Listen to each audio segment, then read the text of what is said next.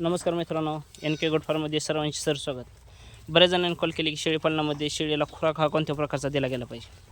तर मित्रांनो, शेळीपालनामध्ये प्रामुख्याने गहू असतो, चाऱ्यामध्ये गहू असतो, मका असते, हरभरा असतो, शेंगदाणा पेंड असते, गोळे पेंड असते, सरकी पेंड असते किंवा अनेक विविध प्रकारचा मित्रांनो खुराक हा राहत असतो. तर त्यामध्ये प्रामुख्याने जर सांगायचं म्हटलं तर शेळीला खुराक हा त्या फार्मवरती किंवा त्या शेळीवरती डिपेंड राहत असतो, शेळीला कोणता खुराक दिला गेला पाहिजे. तर त्यामध्ये प्रामुख्याने सांगायचं म्हटलं तर मित्रांनो, जर तुमची शेळी गाभण असेल तर गाभण शेळीला हा वेगळा खुराक दिला गेला पाहिजे आणि वेलेल्या शेळीला हा खुराक वेगळा दिला गेलेला पाहिजे. तर तसं का मित्रांनो, जर मित्रांनो सांगायचं म्हटलं तर एखादी गाभण शेळी, त्या शेळीला थोडंसं दूध कमी असेल तर त्या शेळीला मित्रांनो दूध वाढीसाठी मित्रांनो तुम्ही गाभण काळामध्ये शेवटच्या महिन्यामध्ये तुम्ही तिला त्या शेळीला वाळलेली मका आणि शेंगदाणा पेंड ही एक टाईम दिली तरी सकाळचं मित्रांनो, आणि सकाळचा खुराक दिला गेला पाहिजे. सकाळचा खुराक दिला गेल्यानं होतं काय मित्रांनो, त्या शेळीचं सकाळ सकाळी पोट उपाशी असतं आणि जी काय चारा खाईल ती त्या शेळीच्या अंगी लागत असतो. तर त्यामध्ये प्रामुख्याने सांगायचं जर म्हटलं मित्रांनो, तर जी शेळी गाभण आहे आणि त्या शेळीला दूध कमी आहे अशा शेळीला मित्रांनो तुम्ही शेंगदाणा पेंड आणि मका हा असा सुका वाळलेली मका ही सकाळी एक टाईम तुम्ही मित्रांनो, तुमच्या शेळी लहान असेल किंवा शेळी मोठी असेल त्या हिशोबानं तुम्ही त्या अंदाजानं तुम्ही शेळीला देऊ शकता. तर त्यामध्ये सांगायचं म्हटलं तर मित्रांनो, तर वाळलेली मकाच का, तर वाळलेली मकामध्ये मित्रांनो सांगायचं म्हटलं तर फॅट ही 0% असते आणि दूध वाढायचं काम ही त्या मकामध्ये राहत असतं. आणि शेंगदाणा पेंडमध्ये काय असतं मित्रांनो, ज्या शेळीची झीज झालेली असते ती शेळीची झीज भरून लवकरात लवकर काढण्याचं काम ही शेंगदाणा पेंड काढत असतं, हे लक्षात घ्या. शेंगदाणा पेंड थोडी महाग असते मित्रांनो, पण शेळ्याला थोडीफार चारण्यानं काय होत असतं, शेळीच्या अंगामधली ताकद भरून निघत असते, शेळी चमक आणत असते. आणि जर शेळीला मित्रांनो तीन पिलं होत असेल तर तशा शेळीला मित्रांनो थोडा का होईना पण चारण्याची गरज राहत असते. 3 पिल्लाच्या मोहर ज्या शेळीला पिलं होत असतात त्या शेळीला मित्रांनो शेंगदाणा पेंड थोडी चारण्याची गरज राहत असते. त्यानं काय होत असतं मित्रांनो, ती शेळी लगेच वेलेली, तिच्या अंगावरती ताकद ही कमी झालेली असते, ती लगेच झीज भरून निघण्याचं काम शेंगदाणा पेंडमध्ये करत असते. आणि त्यानंतर मित्रांनो सांगायचं म्हटलं तर जी शेळी तुमची ताकद कमी आहे त्या शेळीला, तर त्या शेळीला मित्रांनो तुम्ही गहू आणि शेंगदाणा पेंड हा खुराक दिला गेलेला पाहिजे. तर ह्यानं होतं काय मित्रांनो, गव्हामध्ये फॅट ही भरपूर राहत असते आणि गव्हामध्ये प्रामुख्याने म्हटलं तर मित्रांनो वजन वाढीचं काम हे गहू जास्त करत असतं. आणि त्यामध्ये मिक्समध्ये शेंगदाणा पेंड दिल्या गेल्यानं काय होत असतं, गहू आणि शेंगदाणा पेंड ह्या दोन्हीचं कॉम्बिनेशन मित्रांनो जबरदस्त बनत असतं. कारण गव्हामधली वजन वाढीची ताकद आणि शेंगदाणा पेंडमधले मित्रांनो चमक आणायचं आणि चपळपणा आणायचं त्यामध्ये कार्य राहत असतं. तर ज्या शेळीला मित्रांनो तुमच्या ताकद कमी असेल त्या शेळीला तुम्ही गहू आणि शेंगदाणा पेंड दिला गेला पाहिजे. आणि ज्या शेळीला तुमच्या दूध कमी आहे तर त्या शेळीला मित्रांनो तुम्ही दूध वाढीसाठी शेंगदाणा पेंड आणि मका हा खुराक दिला गेला पाहिजे.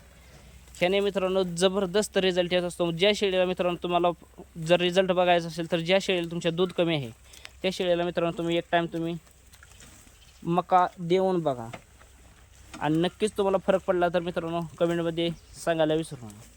आणि 100% मित्रांनो फरक पडत असतो. आमचा 10 ते 12 वर्षाचा अनुभव आहे. आम्ही पहिल्यापासून तुम्हाला सांगत असतो की शेळीपालन हे काहीसुद्धा अवघड नाही, अवघड काहीसुद्धा नाही, फक्त योग्य नियोजन आणि योग्य मार्गदर्शन राहत असतं मित्रांनो. आणि शेळीपालनामध्ये तुम्ही पाहू शकता हे आपल्या शेळ्या लिंबाचा पाला खात आहे. तर ह्यांना काय असंच पाहिजे किंवा तसाच खुराक दिला गेला पाहिजे किंवा असेच खाद्य वापरले पाहिजे किंवा तसं काहीसुद्धा नसतं मित्रांनो. जेवढ्या शेळ्या तुम्ही नॅचरल ठेवत असाल तेवढा तुम्हाला योग्य रिझल्ट येत असतो. आणि शेळीपालनामध्ये प्रामुख्याने आम्ही सांगत असतो मित्रांनो, फक्त तुमची शेळीची योग्य निवड लागते. जर तुम्ही शेळीची योग्य निवड लागत असते तर त्या शेळीला मित्रांनो खुराक जास्त देण्याची गरज लागत नाही, काहीसुद्धा देण्याची बाकीची गरज लागत नाही, फक्त तुमची शेळी योग्य लागते. शेळी योग्य लागली का मित्रांनो त्या शेळीच्या अंगावरती ताकद राहत असते, त्या शेळीला दूध येत राहत असतं. कारण की जर मित्रांनो सांगायचं म्हटलं तर ही पाहू शकता आपल्या समोर पाट आहे. जर अशा प्रकारे मित्रांनो पाट जर तुम्ही पाहू शकता 1.5 लिटर एका टायमाला पहिल्यावर पाट दूध देऊ शकते मित्रांनो, फक्त योग्य शेळीची निवड असेल तर. कारण की जर योग्य शेळीची निवड केली तर अशा प्रकारे पाठी झाल्याने मित्रांनो ह्यांना खुराक देण्याची गरज नसते, काहीसुद्धा नसतं. खुराक दिल्याने मित्रांनो दूध क्षमता किंवा ताकदवाढीचं काम होत असतं. पण फक्त योग्य शेळी निवड केली तर जास्त खुराकाची गरज लागत नाही. तर सांगायचं म्हटलं तर मित्रांनो, खुराकामध्ये बी भरपूर प्रकार आहेत, पण फक्त तुमची शेळी कोणत्या लेवलची आहे, त्या शेळीला कोणती कमतरता आहे, शेळीच्या अंगावरती चमक कमी आहे, शेळीला ताकद कमी आहे का, शेळीला दूध वाढीसाठी आपण काय केलं पाहिजे, त्यावरती खुराकाचा हा विषय अवलंबून राहत असतो. तर सांगायचं म्हटलं तर मित्रांनो, गहू आणि मका मित्रांनो, प्रत्येक भागानुसार, प्रत्येक शेळीनुसार, प्रत्येक वेगवेगळ्या ज्या घरच्या सोयीनुसार जो तो खुराक ज्या त्या शेळीपालन देत असतो. पण ज्या शेळीला मित्रांनो दूधच कमी आहे, त्या शेळीला दूध मका जर दिले गेले तर त्या शेळीला दूध डबलच वाढण्याचं काम हे मका करत असतं.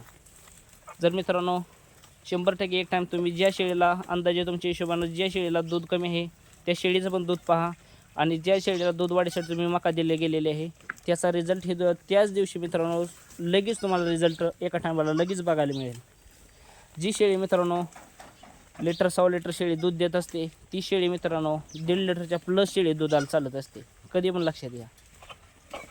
आणि प्रत्येकाच्या घरोघरी मित्रांनो मका ही राहत असते, मका असते, गहू असते.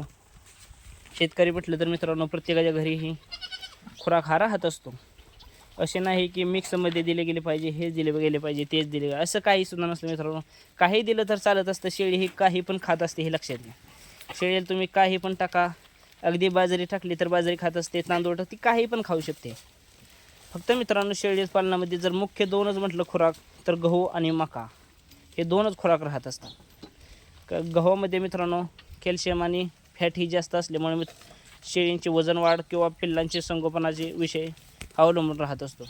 आणि मका हा खुराक शेळीला दिले गेले आणि शेळीच्या दूध वाढीचं काम हे डबलच करत असतं, हे लक्षात घ्या कधी मित्रांनो. आणि शेळीपालनामध्ये मित्रांनो शेळीपालन हे काहीसुद्धा अवघड नाही. मी प्रत्येक व्हिडिओमध्ये सांगत असतो, शेळी फक्त तुमची योग्य पाहिजे. खुराक हा मित्रांनो त्या शेळीवरती किंवा खुराक काही पण दिला तर चालत असतो, किंवा हे दिला गेला पाहिजे ते दिला गेला असं काही नसतं. फक्त मित्रांनो तांदूळ वगैरे जास्त शेळीला असा दिला गेला नाही पाहिजे. त्यामुळं होतं काय मित्रांनो, तर एखादी शेळीला सोसत नाही, एखादी शेळी पोट फुगण्याचे चान्स राहत असतात. आणि तो मित्रांनो सांगायचं म्हटलं तर तो शेळीपालनामधला चारा हा मुख्य चारा नाही. गहू आणि मका ह्या दोन्हीपैकी कुठलाही मित्रांनो तुम्ही एक देऊ शकता. आणि जर तुमच्या नियोजनानुसार जर शेंगदाणा पेंड जर झाली तरी तुम्ही देऊ शकता. अतिशय जबरदस्त रिझल्ट राहत असतो. फक्त योग्य शेळीची निवड करणं मित्रांनो अत्यंत आवश्यक असतं. हे पाहू शकता, जी शेळी मित्रांनो शेळी जातीवंत शेळी असते, त्या शेळीच्या पाठी जर राखली तर मित्रांनो त्या पाठीला हे दूध जबरदस्त जेवू शकतं. ते जर पिल्लांचं संगोपन हे जबरदस्तच करू शकतं, कारण की मित्रांनो ती शेळी जातीवंत असते. शेळी जातीवंत आम्ही प्रत्येक व्हिडिओमध्ये सांगत असतो की शेळी जातीवंत असावी. ती शेळी जातीवंत असली का तर त्या पिल्लाला संगोपनासाठी जास्त खर्च करण्याची गरज राहत नसती, हे कधी पण लक्षात घ्या. तर मित्रांनो कसा वाटला व्हिडिओ सांगायला विसरू नका, आणि चॅनलला लाईक, सबस्क्राईब आणि शेअर करायला विसरू नका. अधिक माहितीसाठी मोबाईल नंबर 98 34 10 42 00. धन्यवाद.